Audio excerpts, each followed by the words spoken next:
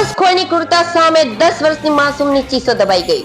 ઝાડીઓમાંથી લોહી લુહાણ ઢસડાતી ઘરે પહોંચી માતાને બૂમો પાડી. ગુપ્તાંગના ઓપરેશન સમયે ડોક્ટરના હાથ પણ થરથર્યા. આરોપી બાળકીને લોહી લુહાણ હાલતમાં મૂકીને ભાગી ગયો. બાળકીની સારવાર કરતા તબીબોના હાથ પણ ધ્રુજ્યા. પોલીસે ગણતરીના સમયમાં નરાધમ પાડોશીને ઝડપી પાડ્યો. આ તે કેવી નીતિ? વરસાદી કાંસમાં વહેતું રાસાયણિક પાણીને પમ્પિંગ કરવાની નોટિફાઈડે નવી પદ્ધતિ શોધી. સી પમ્પિંગમાં રાસાયણિક પાણી લઈ જવા રોડ પર જ પમ્પિંગ કરી વહાવ્યું.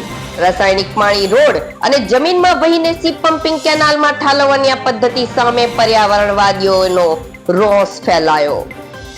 અંકલેશ્વર જીઆઈડીસીમાં બેલ કંપનીની રોડ પર ટેન્કર પલટી માર્યું. સદનસીબે કોઈ જાનહાનિ નહીં. ઘટનાને પગલે ફાયર કાફલો સ્થળ પર દોડી આવ્યો. ટેન્કર ખાલી હોવાથી તંત્રએ હાશકારો અનુભવ્યો. 2 ક્રેનની મદદથી ટેન્કર ઉઠાવી લેતા સ્થિતિ કંટ્રોલમાં આવી.